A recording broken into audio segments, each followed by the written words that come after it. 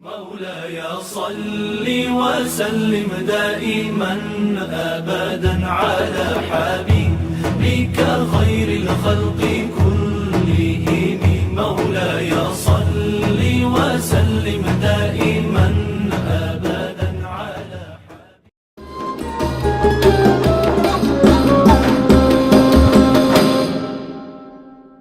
Assalamualaikum warahmatullahi wabarakatuh. Innal hamdalillah nahmaduhu wa nasta'inuhu wa nastaghfiruh wa nastahdihi wa natubu ilayhi wa na'udzu billahi min shururi anfusina wa min sayyiati a'malina man yahdihillahu fala mudilla lahu wa man yudlil fala hadiya lahu. Ashhadu an la ilaha illallah wa ashhadu anna Muhammadan abduhu wa rasuluh. Allahumma salli ala Muhammad wa ala alihi wa ashabihi wa man tabi'al huda bi ihsanin ila yaumiddin.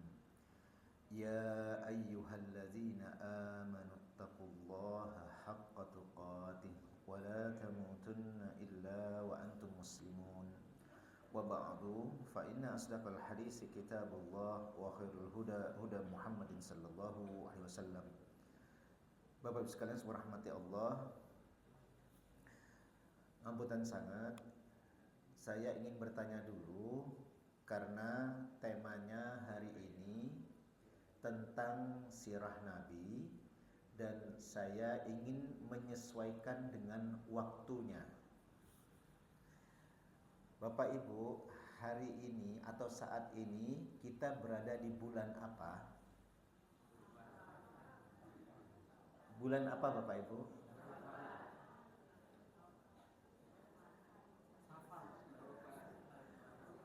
Bapak Ibu, hari ini saat ini kita berada di bulan Safar. Iya, Bapak Ibu, leres kalau jenengan itu menyebutnya Safar. Aslinya kalau harus mengucapkannya itu pakai sod, Bu. Safar. Jadi bukan Safar. Safar ada memang dalam bahasa Arab. Safar itu artinya perjalanan. Tapi kalau untuk nama bulan itu pakai sod. Safar.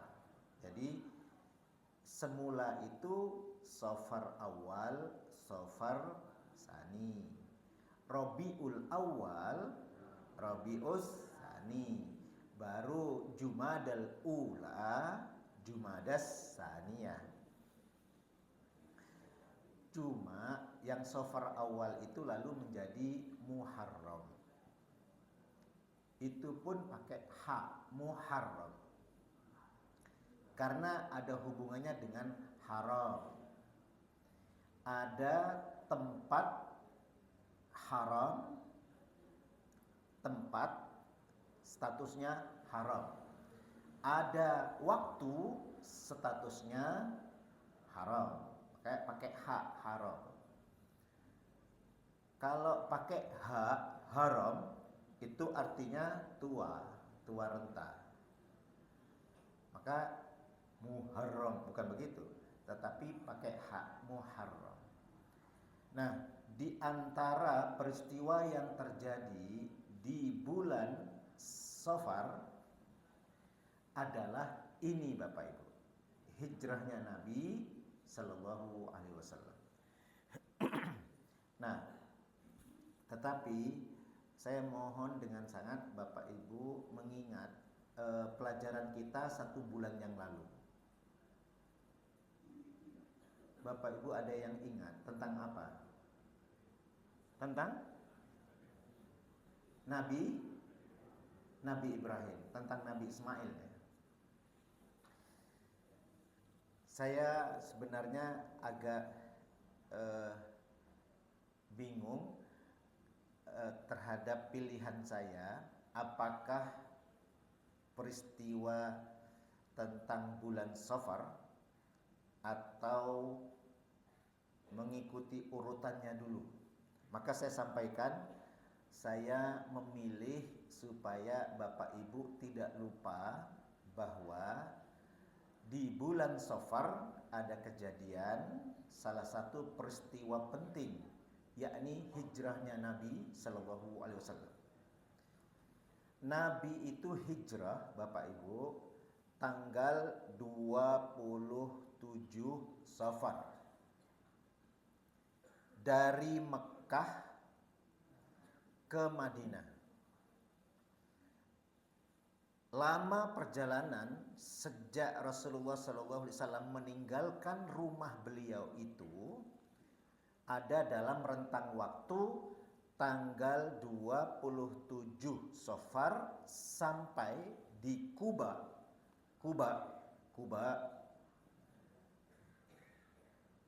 Kita bilangnya Kuba. Kuba itu Bapak Ibu yang sudah umroh atau sudah haji pasti pernah sholat di Masjid Kuba.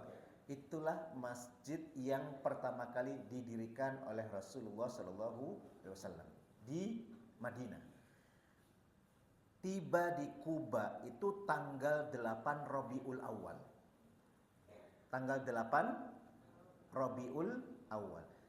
Jadi kalau dihitung Bapak Ibu, 27, 28, 29, 1, 2, 3, 4, 5, 6, 7, 8. Berapa hari? Di Kuba nanti beliau tinggal 4 hari. Tanggal 12 beliau baru melanjutkan dari Masjid Kuba lalu menuju ke tempat yang sekarang ini kita lihat sebagai Masjid Nabi. Jadi pas hari Jumat itu Bapak Ibu, berangkat pagi dari Kuba, hari Jumat pagi. Begitu masuk tengah hari, waktunya sholat Jumat, Rasulullah SAW tiba di kampung Bani Salim bin Auf. Tiba di kampung Bani Salim bin Auf. Di lembah tempat kabilah ini, Rasulullah SAW bersama sekitar 100 orang sahabat, sebagian menghunus pedang untuk melindungi beliau. Karena perjalanan perjalanan hijrah beliau itu, orang-orang musyrik itu menawarkan hadiah yang bisa menangkap Rasulullah SAW dalam keadaan hidup ataupun mati, itu hadiahnya 100 ekor onta. Nah ini yang mau saya ambil kisahnya pada pagi hari ini. Jadi Rasulullah SAW itu sholat Jumat sampai selesai bersama sekitar 100 orang sahabat. Habis itu melanjutkan menjelang sore itu nanti tiba di tempat yang saat ini kita mengenalnya sebagai Masjid Nabi dan dulunya juga bekas rumah Rasulullah SAW. Nah, begini Bapak Ibu, saya baca dulu kejadiannya itu supaya lengkap.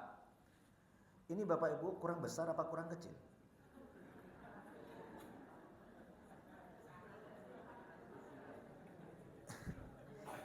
Saya tidak bermaksud, tetapi Bapak Ibu, saya ini ingin ada kebahagiaan bagi saya. Saya bilang, kalau di Al-Huda saya menggunakan kitab. Terus bagaimana? Jamaahnya megang kitab. Oh megang. Cuma kitabnya ditampilkan. Namanya sorogan. Kalau dulu yang di depan memegang kitab, Bapak Ibu memegang kitab, lalu ditunjukkan halamannya, barisnya, lalu dibaca dulu, lalu ditandai, lalu dijelaskan, diberi arti dan seterusnya. Satu kali pertemuan bisa 3 baris, bisa 2 alinea atau 1 halaman. Tetapi ini sudah modern. Saya ambil dulu. Saya kadang yang saya ingat itu judulnya. Saya bacakan ya, Bapak Ibu.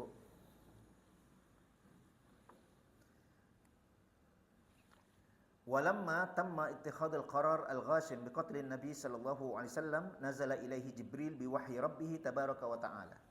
Jadi ceritanya Bapak Ibu, Rasulullah sallallahu alaihi wasallam itu berdakwah di Mekah kurang lebih 13 tahun.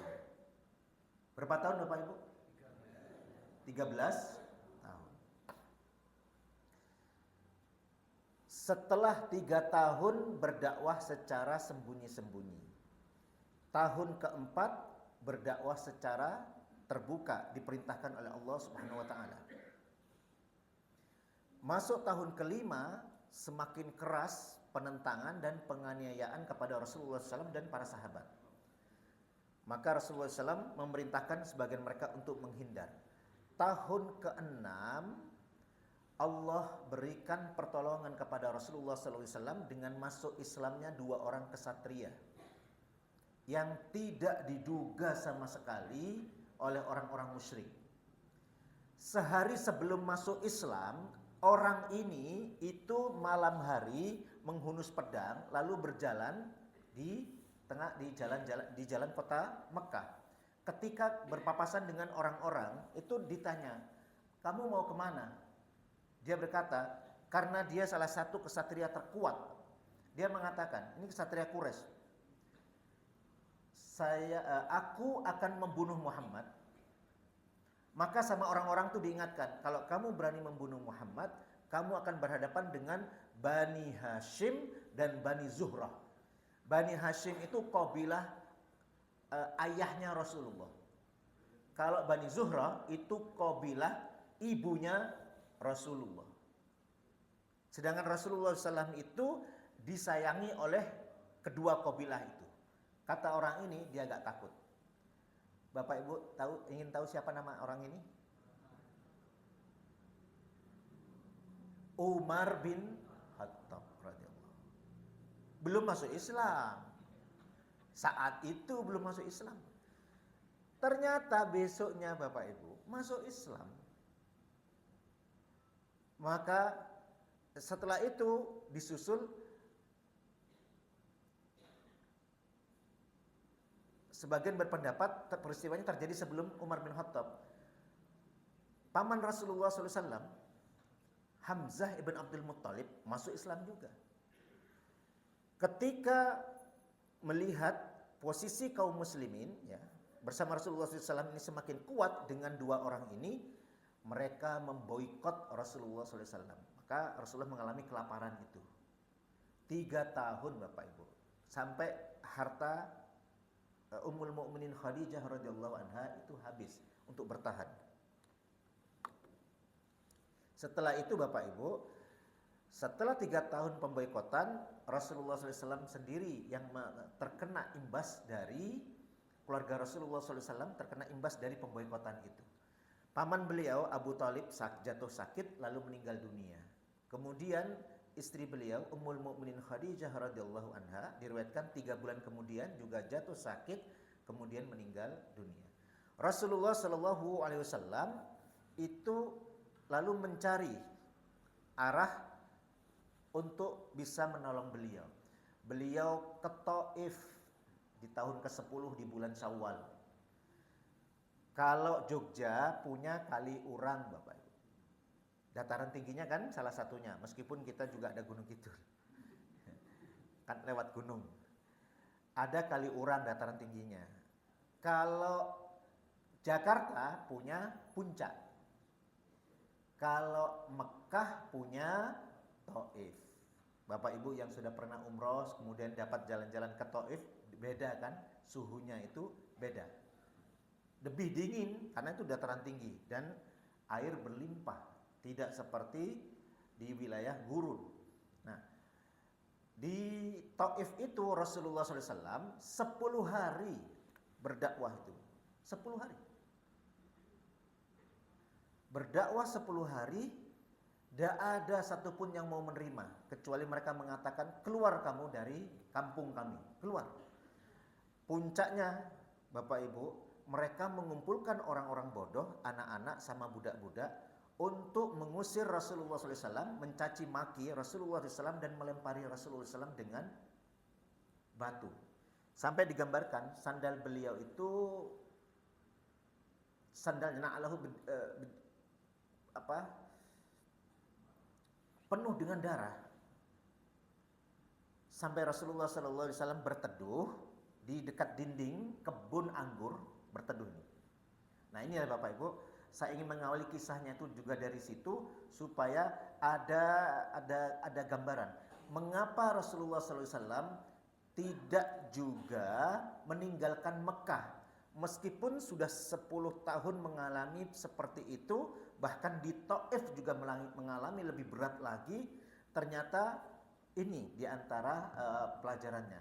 Selama di Taif itu ketika selesai diusir, Rasulullah SAW kan berteduh. Disitulah Rasulullah SAW berdoa kepada Allah. Allahumma inni ashku du'fa quwwati wa qillati hailati wa hawani 'alan nasi ya arhamar rahimin. Illam yakun alayya ghadab fala ubali ila man takiluni ya Rabb, ila ba'idin yatajahhamuni aw ila aduwin malaktahu amri. Jadi doa Rasulullah SAW itu sampai begitu.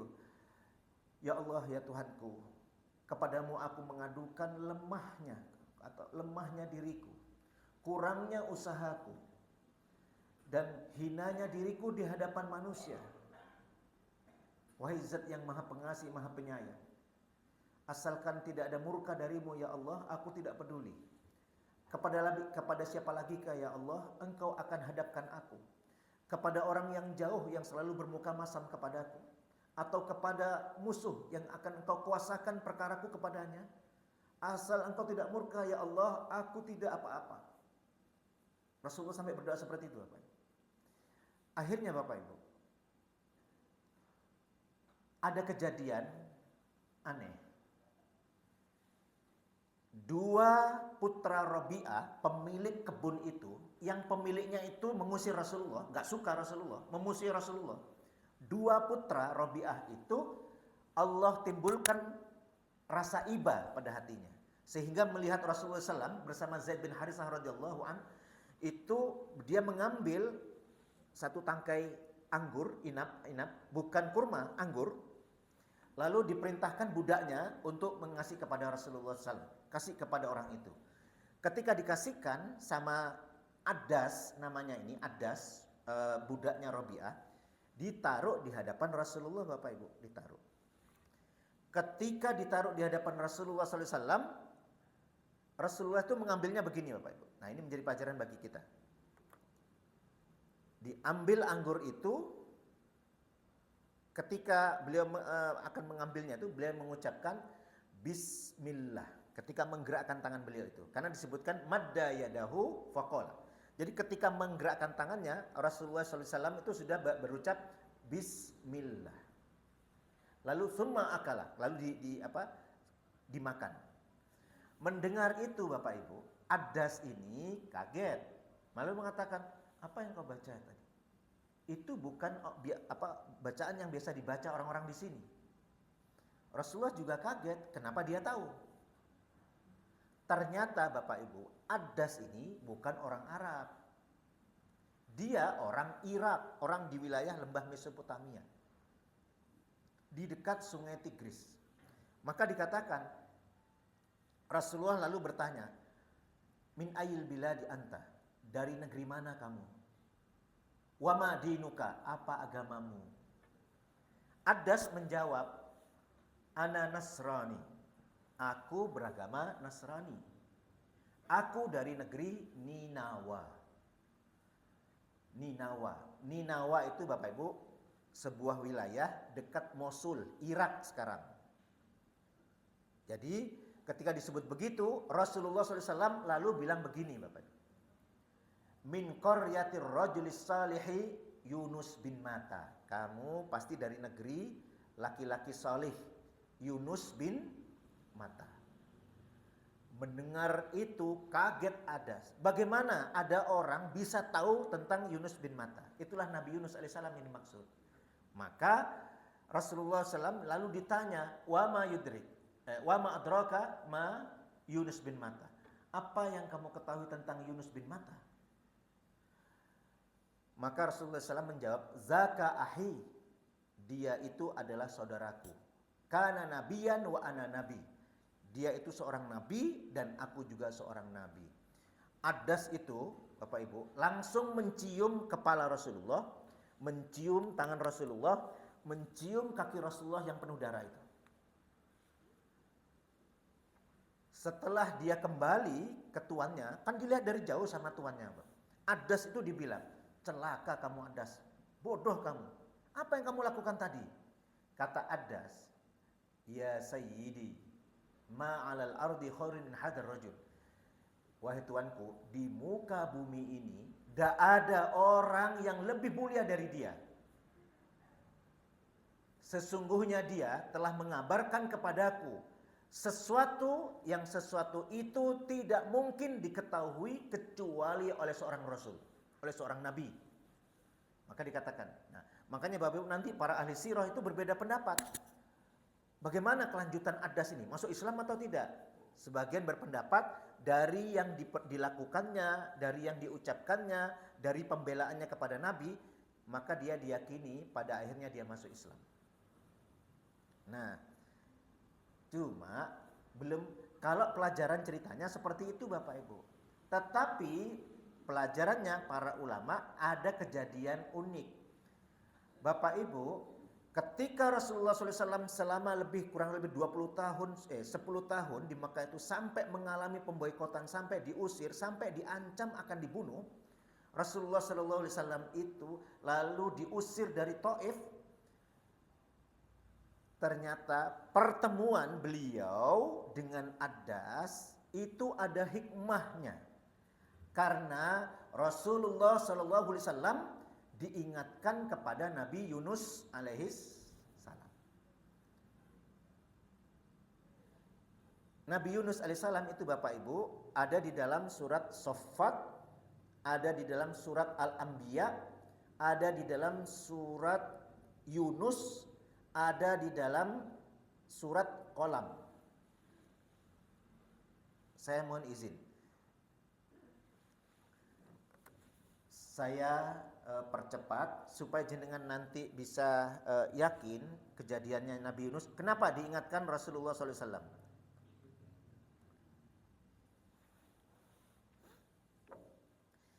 Ini Bapak Ibu, nanti kalau saya kirim ini ke Sinten Ustaz? Oh Pandi ya, nanti. Jadi ceritanya Bapak Ibu, surat Saffat wa inna Yunus laminal mursalin. Sesungguhnya Yunus benar-benar salah seorang rasul. Lalu dikisahkan, iz abaqa ilal fulkil mashhun, ketika ia lari ke kapal yang penuh muatan. Fasahama fakana minal mudhadin. Kemudian ia ikut berundi lalu dia termasuk orang yang kalah dalam undian. Faltaqamahul hut wa huwa mulim. Maka ia ditelan oleh ikan besar dalam keadaan tercela. Allah Subhanahu wa taala mengisahkan beliau seperti itu. Saya ringkaskan untuk jenengan karena saya ingin segera sampai nanti kepada peristiwa hijrah itu. Jadi Nabi Yunus alaihissalam diutus ke negeri Ninawa. Beliau mengingatkan kaumnya untuk tidak menyembah berhala, melakukan kesyirikan. Dilawan Nabi Yunus itu, tidak mau diingatkan. Akhirnya Nabi Yunus mengingatkan akan tiba azab Allah dalam waktu dekat. Nabi Yunus ketika semakin ditentang oleh kaumnya, Nabi Yunus tidak sabar Bapak Ibu. Kenapa? Bukan saya ngarang, memang dikisahkan dalam Al-Quran. Beliau pergi meninggalkan kaumnya dalam keadaan marah. Pergi. Begitu pergi sampai ke laut, naik kapal. Mashhun itu, Abdullah bin Abbas radhiyallahu anhu itu meriwayatkan, mashhun itu artinya kapal itu penuh orang, penuh muatan.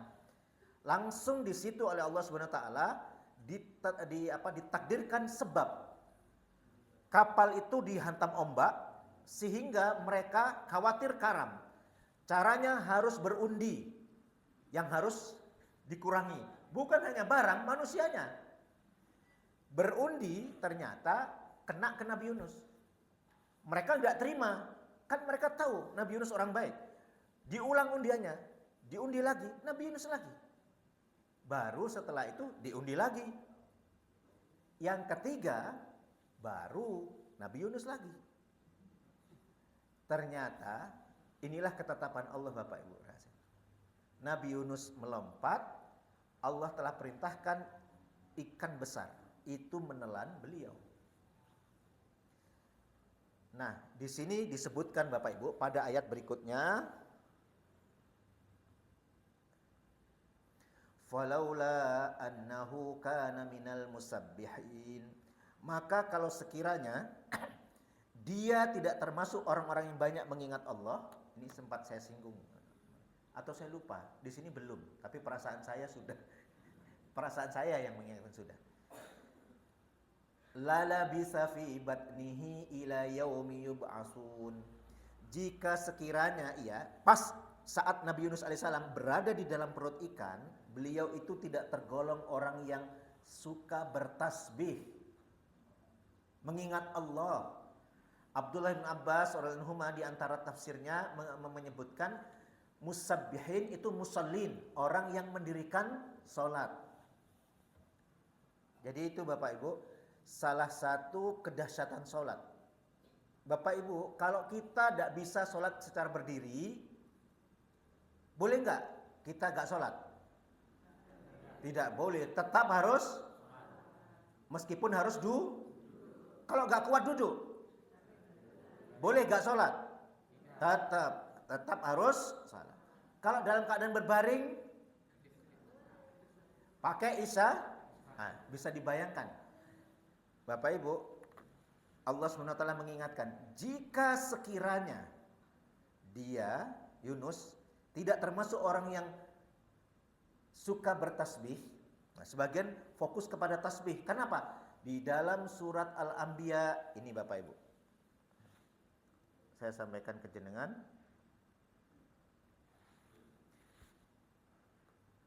Doanya yang saya sudah pernah minta ke jenengan, wa dhannuni izzahaba mughadiban fadhanna alla naqdiru alaihi fanada fi dhulumat alla ilaha illa anta subhanaka inni kuntu minaz zalimin. Ini doanya, Pak. La ilaha illa anta subhanaka inni kuntu. Itu diantara yang dijelaskan dalam Al-Quran, bahwa diantara tasbih yang diucapkan oleh Nabiullah Yunus alaihissalam adalah tasbih itu. Nabi Yunus itu akhirnya Bapak Ibu diselamatkan oleh Allah. Maka karena disebutkan fi zulumat, itu gelap, maka diperkirakan beliau ada di perut ikan itu antara malam sampai paginya. Dikeluarkan beliau itu dalam keadaan sakit. Di dalam lanjutan surat Sofat tadi, kita kembali ya. Ini kan yang penting sudah ingat doanya. La ilaha illa anta subhanaka inni kuntu minadz zalimin.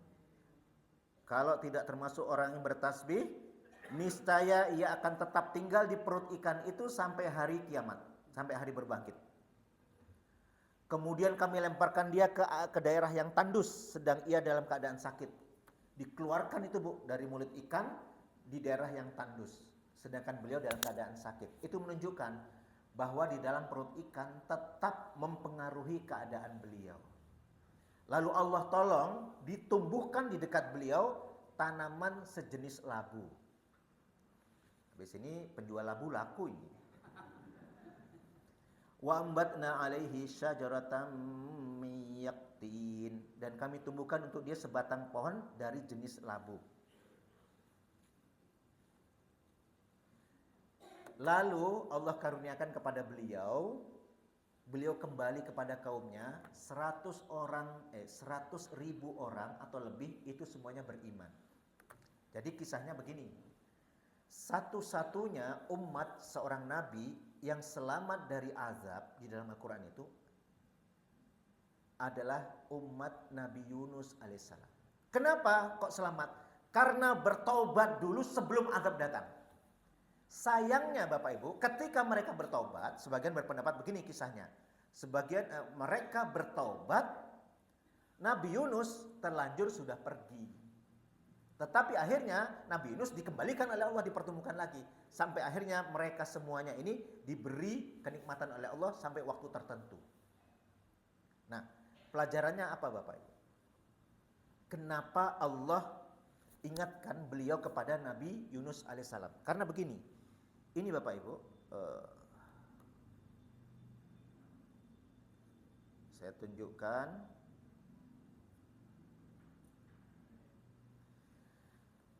Al-Qalam surat 48. Fasbir li hukmi rabbika wa la takum qasahibil huti idnada wa huwa makzum. Maka bersabarlah kamu wahai Muhammad terhadap ketetapan Tuhanmu, dan janganlah kamu seperti orang yang berada dalam perut ikan ketika ia berdoa sedang ia dalam keadaan marah. Jadi Rasulullah SAW dalam surat Al-Qalam ayat 48 itu diingatkan oleh Allah agar jangan seperti Nabi Yunus. Kan begini, Rasulullah SAW berada di puncak penganiayaan saat itu.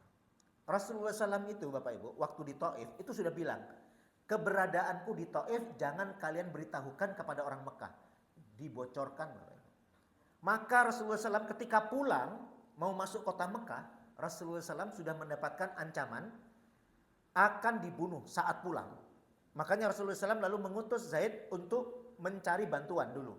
Siapakah di antara mereka yang bersedia melindungi Rasulullah? Ternyata Bapak Ibu, itulah karena apa?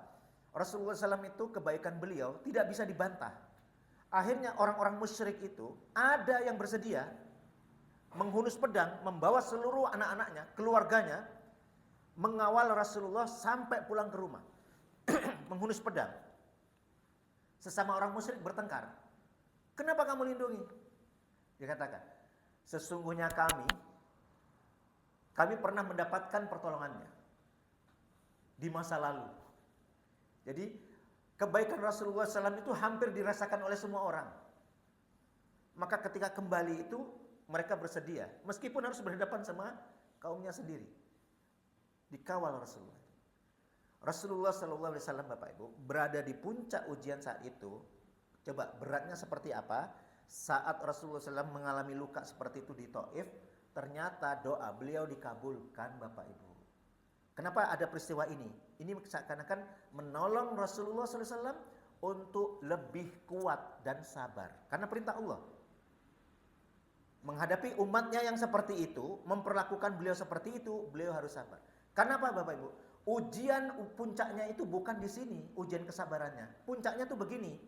Ternyata Bapak Ibu, ketika beliau selesai berdoa itu, malaikat Jibril kan datang membawa malaikat penjaga gunung. Lalu memberitahukan kepada Rasulullah bahwa malaikat ini boleh diperintah oleh beliau apapun yang beliau minta untuk diperlakukan kepada kaumnya, kepada orang-orang musyrik itu.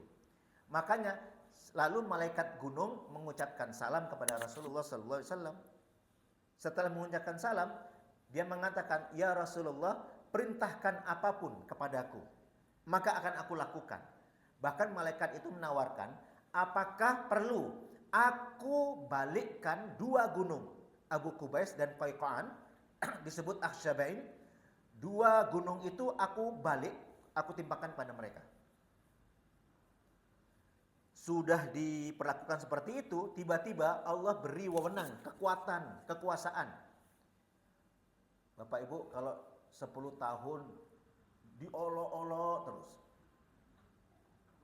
diejek, dianiaya, jalannya itu dikasih duri, dilempari kotoran. Saat beribadah itu kan pernah punggung Rasulullah dilempari kotoran hewan. Sampai Fatimah radhiyallahu anha itu menangis. Mengapa orang-orang melakukan itu kepada ayahnya? Sampai Rasulullah SAW itu perlu menenangkan putri-putri beliau. Bersabarlah kalian. Sesungguhnya Allah melindungi ayah kalian. Lalu ada kemampuan membalas. Kalau kita diperlakukan begitu, lalu dikasih malaikat loh.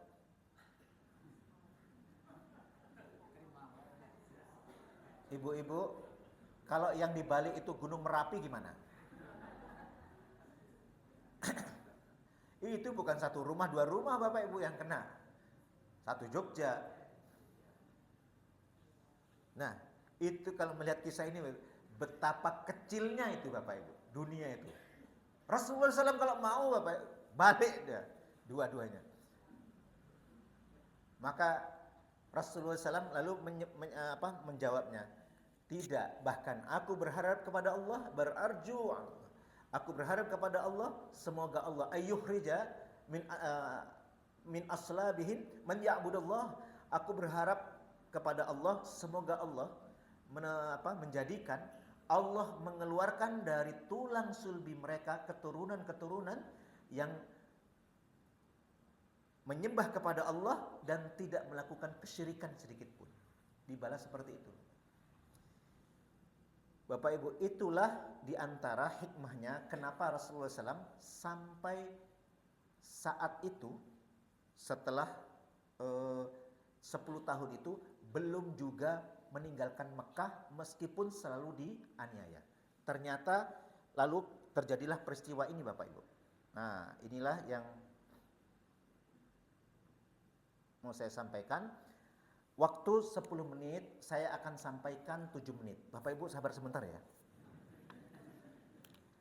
Karena ada pelajaran begini. Ketika keputusan, ini Bapak Ibu. Nih.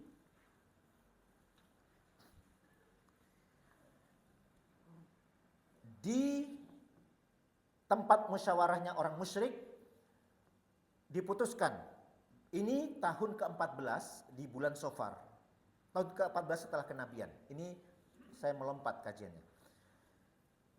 Diputuskan orang-orang musyrik mengatakan tidak ada jalan untuk menghentikan Muhammad, satu yang dimaksud adalah Muhammad Rasulullah SAW, kecuali harus dibunuh. Dan sudah disepakati, awalnya tidak ada yang berani Bapak Ibu. Bukan karena Rasulullah menakutkan, bukan. Karena mereka sendiri mengakui bahwa beliau adalah orang yang paling baik. Kalau ditanya siapa manusia paling baik di antara mereka, mereka gak bisa menolak. Pasti menyebut Rasulullah, Muhammad paling baik. Muhammad paling baik. Siapa yang paling dermawan? Muhammad. Siapa yang bisa dipercaya? Muhammad. Siapa yang gak pernah bohong? Muhammad. Mereka kenal. Kan kasus memugar Ka'bah itu menjadi pelajaran. Seluruh pemimpin kabilah itu Bapak Ibu kenal siapa Rasulullah. Makanya ketika masuk, yang mereka kenal bukan namanya saja, kan gelarnya. Haza al-Amin, yang disebut tuh gelarnya dulu. Oh, ini orang kepercayaan kalau ini. Muhammad radina, kalau Muhammad yang jadi pengadil, kami rela semua. Jadi Muhammad. Akhirnya 11 orang Bapak Ibu sudah sepakat tengah malam akan dibunuh. Bersebelas akan membunuh bersama-sama. Supaya kalau ada tuntutan dari Bani Hashim dan Bani Zuhrah, tidak kepada satu kabilah, tetapi ke 11. Ternyata Bapak Ibu, ketika mereka memutuskan, malaikat Jibril turun menemui Rasulullah SAW. Saat menemui Rasulullah SAW memberitahu. Apa yang dikatakan Jibril? Dikatakan, Annallaha qad uzina lahu fil khurud. Allah telah mengizinkan kamu untuk keluar dari Mekah. Itulah kenapa setelah itu beliau baru berkenan meninggalkan Mekah. Karena menunggu perintah supaya tidak seperti tidak sabarnya Nabi. Jadi beliau meskipun berbahaya, beliau tetap di situ. Nah, beliau membatasi. Jibril mengingatkan, la tabid hadhihi lailah ala firashika alladhi kunta tabid alaih. Malam ini kamu jangan lagi tidur di atas pembaringanmu. Sudah, sebelum tengah malam kamu harus pergi. Nah, nanti peristiwa itu saya belum ceritakan semuanya Bapak Ibu. Siang harinya, nah ini kejadiannya. Inilah pelajaran yang ingin saya sampaikan hari ini. Intinya tuh di sini. Rasulullah SAW waktu zuhurnya, itu kan tadi pagi. kejadian mau dibunuh, perencanaan itu. Malaikat Jibril memberitahu Rasulullah paginya. Juga di sana keputusan Jibril memberitahu. Siang harinya Rasulullah SAW mendatangi rumah Abu Bakar. Kata Ummul Mukminin Aisyah radhiyallahu anha, masih saat itu beliau masih belum jadi istri Rasulullah. Itu Abu Bakar kaget karena bertamu di di siang hari yang panas itu jarang, nggak biasa.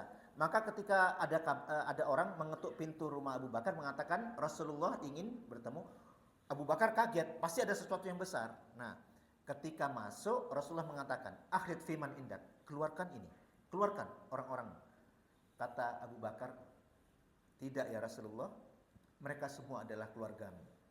Itulah Bapak Ibu, maka di antara nikmat terbesar yang didapatkan oleh Abu Bakar Siddiq radhiyallahu anhu adalah seluruh keluarganya masuk Islam semuanya. Meskipun ada yang terlambat, termasuk ayah beliau Abu Quhafa. Itu karena kebaikan keluarga ini. Rasulullah SAW ketika menyampaikan ke Abu Bakar bahwa beliau telah diizinkan untuk keluar dan menemui Abu Bakar mengatakan begini,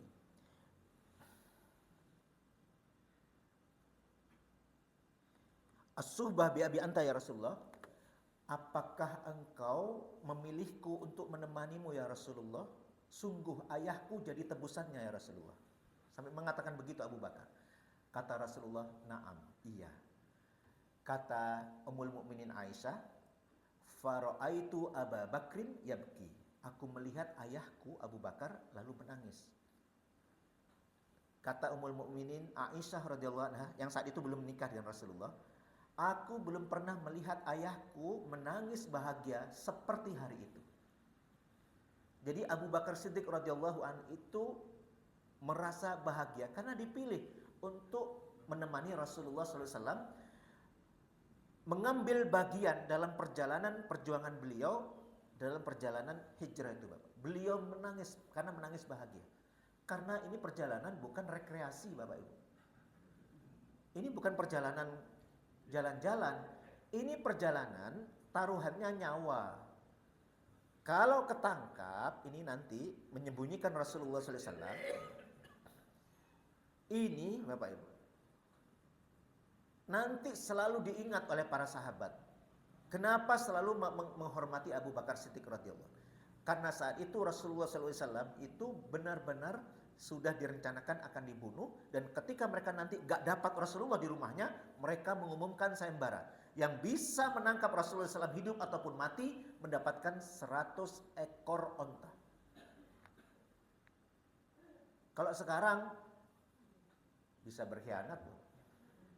Jangankan 100 ekor onta, baru kena amplop sudah berkhianat. Tangisan Abu Bakar itulah Bapak Ibu yang akan menjadi pelajaran bagi kita. Jadi kalau kita ini dihadapkan pada kesempatan untuk berjuang di jalan Allah, mengambil bagian berjuang di jalan Allah, pelajaran dari sahabat yang mulia ini, kita harus mengambilnya. Bapak Ibu, memakmurkan majelis ilmu seperti ini itu juga perjuangan. Apalagi menunggu dari ibadah subuh sampai jam 7 dalam keadaan kaki kram. Itu juga perjuangan. Jadi Bapak Ibu gak usah ragu. Setiap ada peluang untuk bisa ikut ambil bagian dalam perjuangan di jalan Allah, kita mengambilnya. Itulah sejatinya yang menjadi pelajaran. Kenapa hijrah nanti itu menjadi peristiwa yang memiliki banyak pelajaran. Karena sejak berangkatnya itu ini didasarkan kepada apa? Cintanya kepada Allah Subhanahu wa taala dan cintanya kepada Rasulullah sallallahu alaihi wasallam. Karena nama persyarikatan kita Muhammadiyah itu dinisbahkan kepada nama Rasulullah sallallahu alaihi wasallam. Dan kita meniti perjuangan Rasulullah sallallahu alaihi wasallam. Dari peristiwa hijrah, saya baru sampai pada tahap ini. Hanya untuk mengingatkan itu tadi. Betapa kalau kita mendapatkan kesempatan karena perkenan Allah. Benar yang tadi disampaikan oleh Ustadz Suharyanto tadi, Ustadz Haji Suharyanto. Begini, Bu. Siapa yang menciptakan kita, Bapak Ibu? Allah. Allah lah yang menciptakan kita. Maka kita semua ini milik siapa, Bapak Ibu? Milik siapa? Milik Allah. Maka kepada siapa kita minta? Kepada Allah. Jadi salah satu pelajarannya juga Bapak Ibu, jangan meletakkan doa di terakhir. Kalau sudah mentok baru berdoa kepada Allah. Jangankan kita apa yang kita minta kekayaan yang kita minta kepada Allah. Yang minta ini sendiri adalah milik Allah. Allah lah yang menciptakan kita semua. Maka semua kita ini adalah milik Allah. Maka sebelum apapun ya adabnya itu minta sama yang punya. Maka jangan meremehkan doa, Bapak Ibu. Jangan meremehkan doa. Inilah sudah tepat kurang setengah menit lagi. Jadi saya sampaikan ujung dari kisah ini sejatinya Bapak Ibu, pelajaran dari kisah Abu Bakar Siddiq radhiyallahu an yang dipilih oleh Rasulullah SAW. Kalau ada kesempatan ditawarkan seakan-akan, itu jangan melihatnya orang itu menawarkan kepada kita. Boleh jadi Allah Subhanahu wa taala sedang memberi kesempatan kepada kita, mau ambil atau tidak. Maka kalau ada kesempatan untuk tawaran ikut berjuang di jalan Allah, maka kita ambil juga. Dan jangan lupa dalam perjalanan itu semuanya, segala sesuatunya itu harus diawali dengan doa. Ya, dengan bismillah, dengan doa. Itu ingat-ingat saja. Kalau jenengan surat ingin gampang ingat surat An-Nas. Kata Rabb, kata Malik, kata Ilah. Qul a'udzu birabb Malikin Ilahin. Allah lah yang menciptakan kita, maka Allah lah pemilik kita semuanya. Maka hanya kepada Allah lah kita meminta, kita memohon, kita berserah. Semuanya itu. Mau apapun yang kita mau di dunia ini milik Allah semua, Pak. Maka kalau mau harus kula nuwun, harus minta dulu kepada Allah. Maka kita tidak akan pernah lagi meremehkan doa. Semoga yang sedikit ini kembali kepada kita sebagai ilmu dan bermanfaat. Aqulu qouli hadza astaghfirullahaladzim li wa lakum. Nasrun minallah wa fathun qarib wa basyiril mu'minin fastabiqul khairat. Assalamualaikum warahmatullahi wabarakatuh.